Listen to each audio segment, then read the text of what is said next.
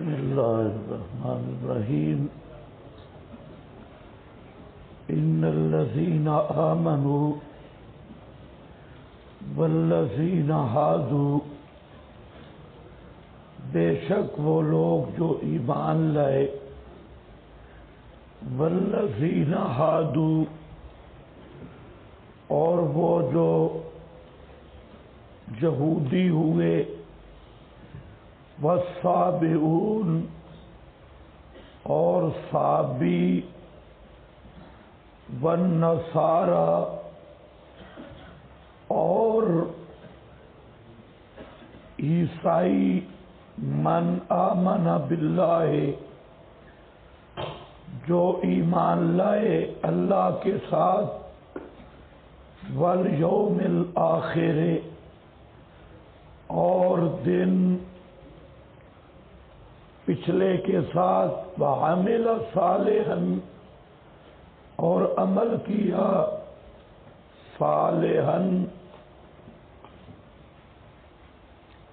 صالح، فلا خوف علیہم،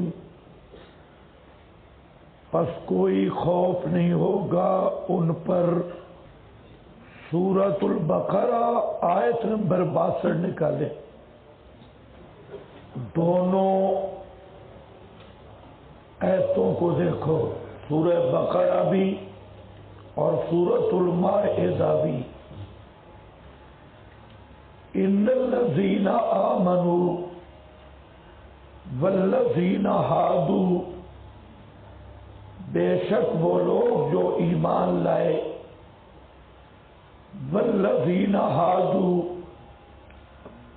اور جو یہودی ہوئے، والصابئون، وہاں پر کیا ہے؟ والصابئین، والنصارى، اور کیا فرق ہے؟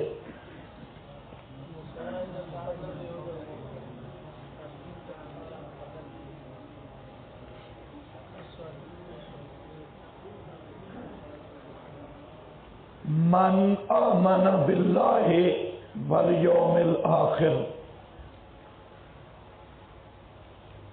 ان دونوں ایتیں ایک مضمون کی ہیں، اور دونوں پر دو اشکال ہیں۔ پہلا اشکال کہ ان الذین آمنوا، من آمن باللہ، یہاں پر اتحاد المبتدا والخبر، مبتدا اور خبر ایک ہی چیزیں۔ الذین آمنوا، من آمنا، جو ایمان لائے،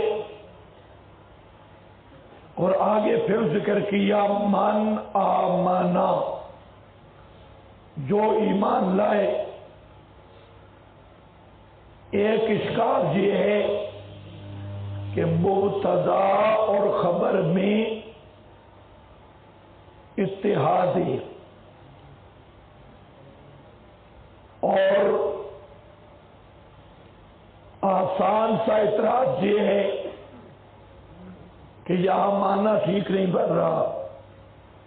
پہلے آ رہا ہے ان الذین آمنوا، بے شک وہ لوگ جو ایمان لائے، اور وہ جو یہودی ہوئے، صابی ہوئے، نصارہ، من آمن باللہ، جو ایمان لائے۔ تو یہ پہلے بھی الذین آمنوا اور بعد میں بھی من آمن باللہ۔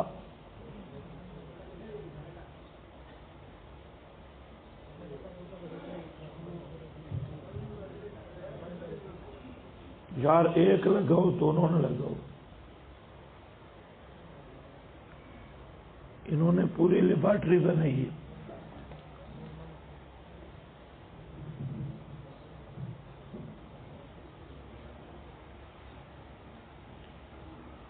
من آمن باللہ،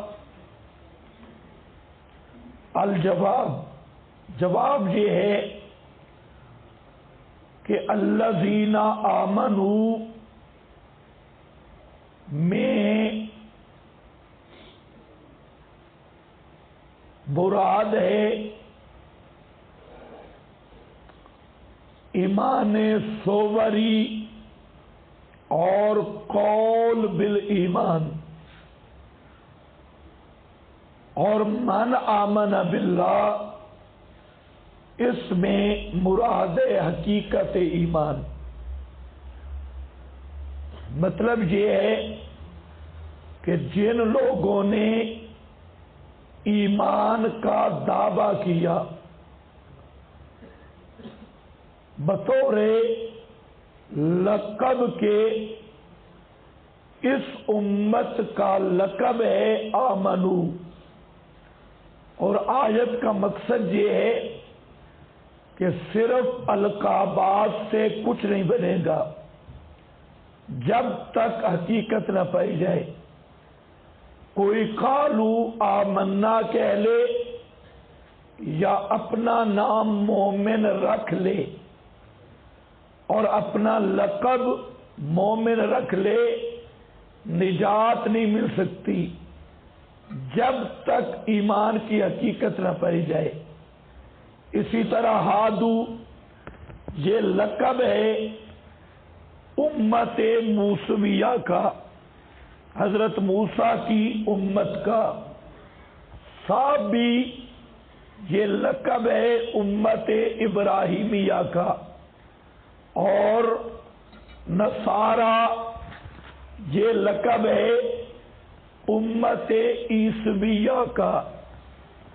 تو یہاں پر مقصد یہ ہے کہ لقب چاہے محمدی رکھ لے، آمنو رکھ لے، یا یہودی یا صابی یا نصرانی، یہ مدار نجات نہیں۔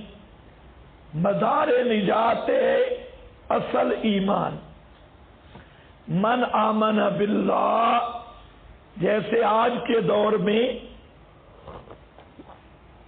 بڑے بڑے القاب مذہب کے نام پر، فرقوں کے نام پر، کوئی کہتا ہے میں دیوبندی ہوں، کوئی کہتا ہے بریلوی ہوں، کوئی کہتا ہے اہل حدیث ہوں، لیکن جب تک ایمان نہ پایا جائے تو دیوبندی لقب بھی نجات کا مدار نہیں، بریلوی لقب بھی نجات کا مدار نہیں، اور اہل حدیث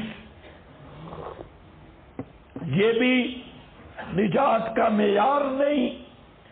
اسی طرح چشتی، سہروردی، نقش بندی، یہ جتنے القابات ہیں تو القابات یہ مدار نجات نہیں، مدار نجات ہے ایمان خالص، اور اسی شبوں کو رفع کرنا مقصود ہے۔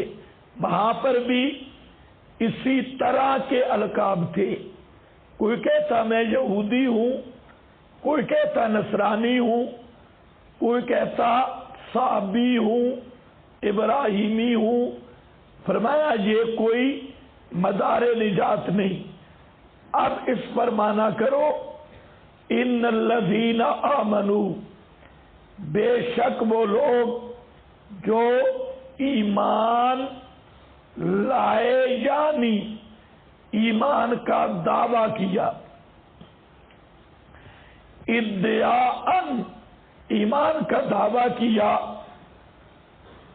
آمن باللہ اچھا، والذین ہادو اور وہ لوگ جنہوں نے یہودیت کا دعویٰ کیا، اور وہ لوگ جو صابی ہیں اسی طرح، والنصارى اور وہ لوگ جنہوں نے نصارا ہونے کا دعویٰ کیا تو یہ لقب اور دعوے جو بھی کرے وہ کام نہیں آئیں گے۔ من آمن باللہ، جو ان میں سے حقیقتاً ایمان لایا اللہ کے ساتھ، والیوم الآخر، تو اس طرح یہ تغیر آ جائے گا کہ پہلا آمنو وہ ہے بطور لقب، ادعا، دعویٰ کے اور صورت کے، اور اگلا من آمنا میں ایمان سے مراد ایمان حقیقی ہے۔ یہ اشکال ختم۔ دوسرا اشکال ہے زبردست ان دونوں ایتوں پر،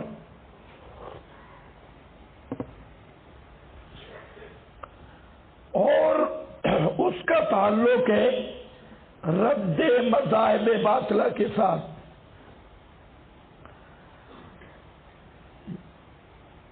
وحدت الادیان، ان کا یہاں یہ زبردست اشکال ہے ان دونوں ایتوں پر۔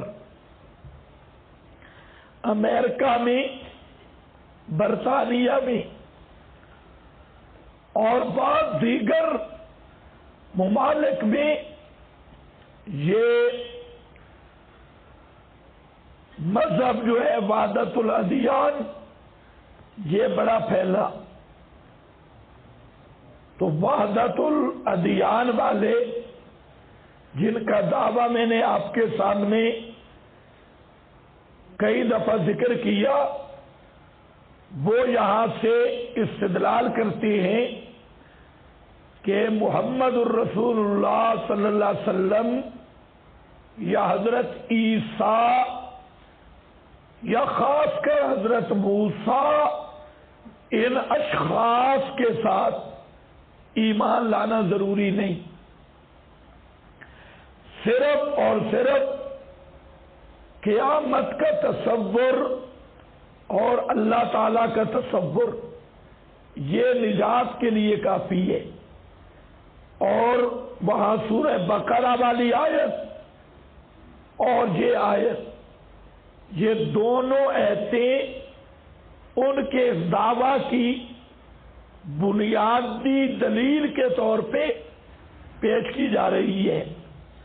اس میں یہ ہے کہ من آمن باللہ والیوم الآخر، جو ایمان لایا اللہ کے ساتھ، والیوم الآخر، اور دن پچھلے کے ساتھ یعنی قیامت کے ساتھ، وعمل صالحا، اور عمل کیا صالح۔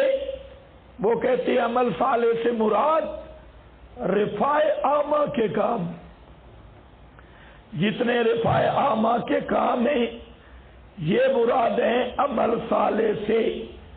فلا خوف علیہم، پس نہیں کوئی خوف ان پر، ولا هم یحزنون، اور نہ وہ غمگین ہوں گے۔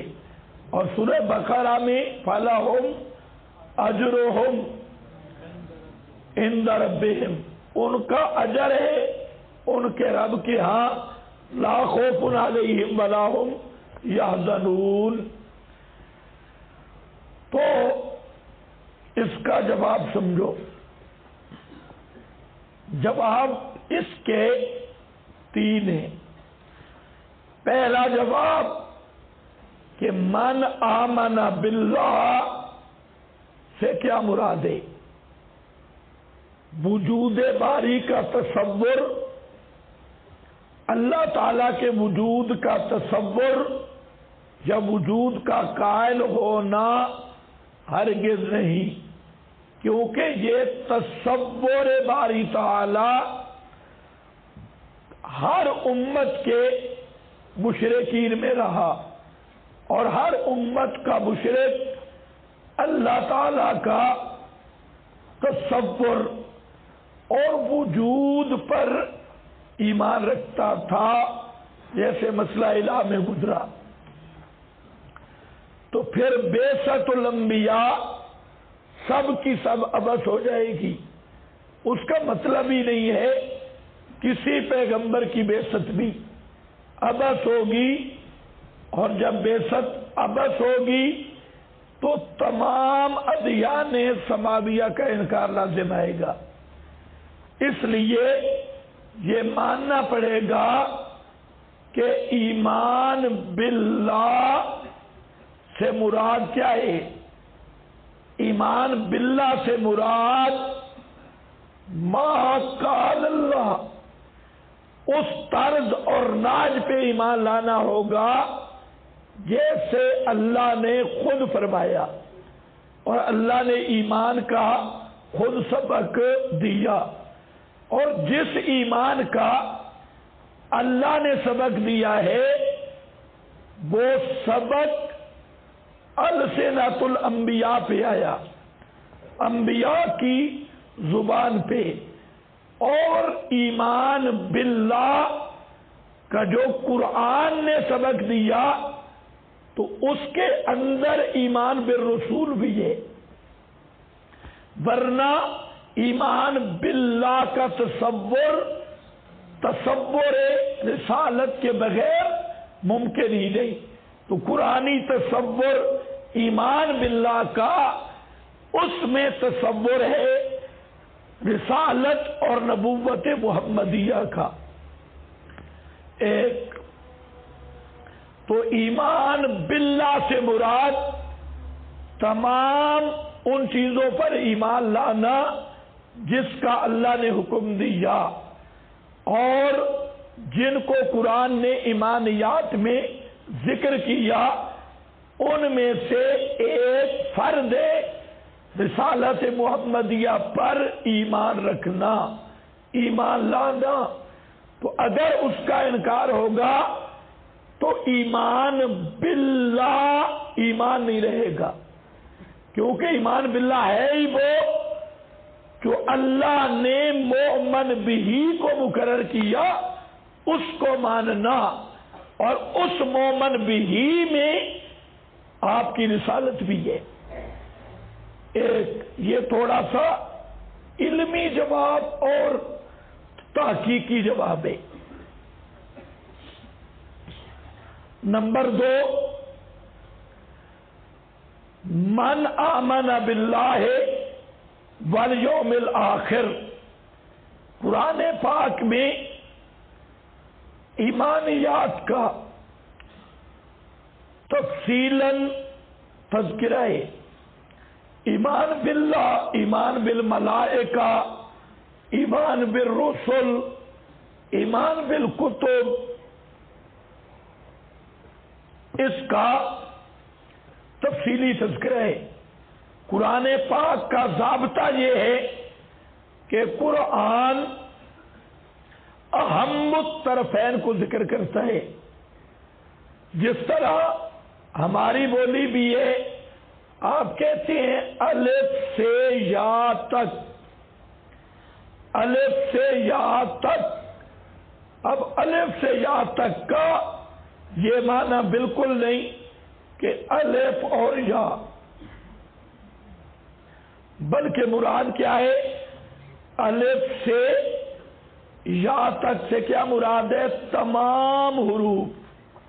اسی طرح یہاں پر بھی ایمانیات کے 2 شعبے، ایک ہے ایمان بالمبدا اور ایک ہے ایمان بالمعاد. ایمان بالمبدا اس کا اہم رکن ہے ایمان باللہ، اور ایمان بالمعاد اس کا عام رکن ہے ایمان بیوم القیامہ، قیامت کے ساتھ ایمان رکھنا. تو اللہ رب العزت نے ایمان کے 2 شعبوں میں سے ایک فرض جو اہم تھا اس کو ذکر کیا. مثلا ایمان کا جو مبدا ہے، اللہ پر ایمان، انبیاء پر ایمان، کتابوں پر ایمان اور فرشتوں پر ایمان، تو یہ سب ہے مبدا، اس میں سے اہم فرض تھا ایمان باللہ، اس کو ذکر کیا۔ اور اسی طرح موت کے بعد عذاب قبر پر ایمان، قیامت میں اجساد کے زندہ ہونے پر ایمان، حشر پر ایمان، حساب کتاب، جنت جہنم، ان ساری چیزوں پر ایمان، یہ کیا ہے؟ ایمان بالمعاد۔ اور اس ایمان بالمعاد کا اہم فرض، اعلی فرض وہ ہے قیامت کو ماننا۔ اس لیے دو ایمان کے شعبے تھے، ایک ہے ایمان بالمبدا اور دوسرا ایمان بالمعاد۔ ان دونوں شعبوں میں سے جو اہم الافراد تھا، ایک فرض ایمان بالمبدا سے لے لیا اور دوسرا فرض ایمان بالمعاد سے، تو یہ بالکل اسی طرح ہے جیسے کہا جاتا ہے الف تا یا، تو جہاں ایمان باللہ تا ایمان بالیوم الاخر، آخر تک مراد ہے تمام ایمانیات۔ کیوں کہ استدلال قرآن سے کیا گیا تو پھر قرآن پورا ماننا پڑے گا۔ استدلال قرآن سے کیا گیا کہ ایمان باللہ کافی اور ایمان بالیوم الاخر کافی، تو ہم کہتے ہیں جب قرآن سے استدلال کیا تو قرآن کی بولی کو تسلیم کرنا ہوگا اور قرآن کے قانون کو تسلیم کرنا ہوگا کہ قرآن کا ضابطہ ہے اہم الطرفین کو ذکر کرنا، اہم الافراد کو ذکر کرنا۔ تو پورے قرآن میں دو شعبے ایمان کے، ایمان بالمبدا اور ایمان بالمعاد۔ کچھ بات سمجھ آئیے یا نہیں؟ تو یہاں اسی طرح ہے، تو اس لحاظ سے انبیاء اور خاتم الانبیاء پر ایمان لانا یہ بھی ایمان باللہ و بالیوم الاخر کا فرض ہے۔ اس لیے محمد الرسول اللہ صلی اللہ علیہ وسلم کی رسالت اور نبوت کے بغیر کوئی آدمی نجات نہیں پا سکتا۔ ہمارا جو دعویٰ ہے کہ آپ کی نبوت پر ایمان کے بغیر نجات پانا ناممکن ہے۔ اور وحدت الادیان یہ وحدت الضد کا والالحاد ہے اور خالص ارتداد ہے۔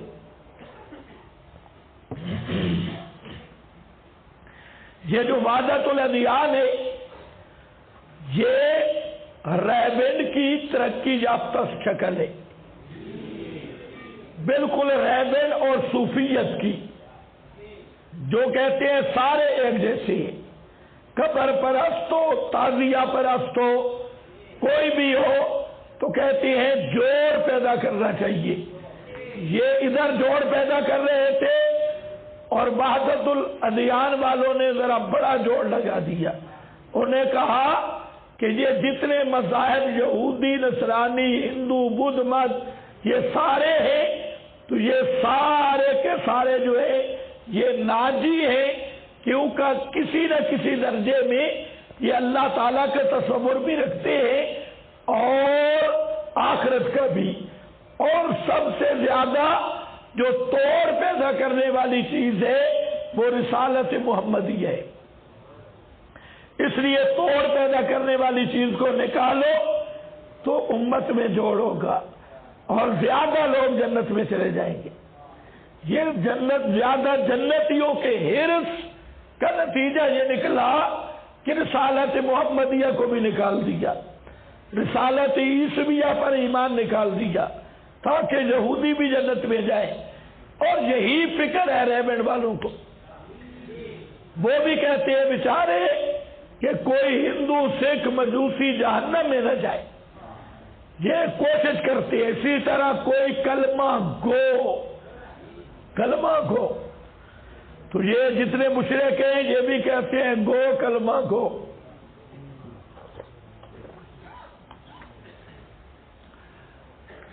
تو دو جواب میں نے دیے. تیسرا جواب سورۃ الحجرات میں نکالے آیت نمبر 15. انما المؤمنون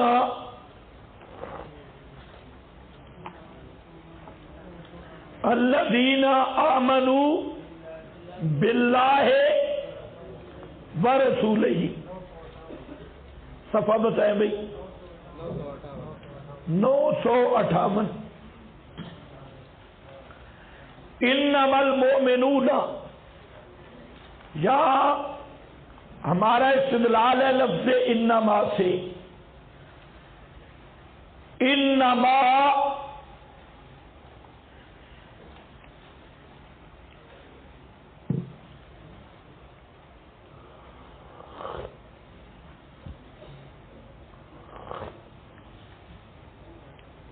نو سو 58. انما المؤمنون الذین آمنوا باللہ ورسولہ. مومن صرف وہ ہیں جو اللہ پر ایمان رکھتے ہیں، ورسولہ اور محمد صلی اللہ علیہ وسلم پہ ایمان رکھتی. انما المؤمنون کلمہ حسر کہے، مومن صرف وہ ہے جو اللہ پہ ایمان رکھے اور رسول اللہ صلی اللہ علیہ وسلم پر ایمان رکھے. جن کا اللہ اور محمد الرسول اللہ پہ ایمان نہیں وہ مومن نہیں، وہ کافر ہے. کیسے پتہ چلا وہ کافر ہے؟ لفظ انما. انما مومن صرف وہ ہے. تو اب مفہوم واضح ہو گیا. من آمن باللہ والیوم آخر کا جو ہم بات کر رہے تھے کہ اہم الطرفین، دو طرفوں میں سے مبدا اور معاد میں سے جو دو اہم فرق تھے ان کو قرآن نے ذکر کیا، اور باقی سب مراد ہے ایمان بالرسول اور ایمان بمحمد، وہ بھی اس میں ملحوظ ہے. یہ تین ہو گئے. چلو چوتھا بھی سن لو. یہاں پر آیا عامل صالحہ. عمل صالح کہتے کس کو ہے؟ جو اتباع محمدی بھی ہو. اب یہ مستقل عنوان ہے، اور اسی کو قرآن نے کہا قل ان کنتم تحبون اللہ فاتبعونی یحببکم اللہ. یہ عمل صالح ہے، یحببکم اللہ، اور اس کے لیے شرط ہے فاتبعونی لقد کان لکم فی رسول اللہ اسوۃ حسنہ. یہ عمل صالح ہے، کیونکہ دوسرے مقام پہ عمل صالح کو عمل حسن کہا گیا. من جاء بالحسنہ خلق الموت والحیات لیبلوکم ایکم احسن عملا. تو عمل صالح عمل حسن ہے، اور عمل حسن وہ ہے جو اسوہ حسن محمدی کے مطابق ہے. تو عمل صالح قرآن کی بولی میں وہ عمل ہوتا ہے جس پر محمد مصطفیٰ صلی اللہ علیہ وسلم کی مہر موجود ہو اور آپ کی تصدیق موجود ہو. تو عمل صالحا سے بھی رسالت محمدیہ پر ایمان کا مضمون واضح ہے. اس لیے یہ میں نے 4 وجوہ ذکر کی کہ وحدت الادیان یہ مذہب مبنی بر زند کا، مبنی بر الہاد ہے. تشبث بالقرآن کرتے ہیں لیکن خود قرآن کے تحریف کر کے الٹا اپنے کافر ہونے کی تصدیق کرتے ہیں. اس مذہب کا قرآن پاک کے ساتھ کوئی تعلق نہیں ہے.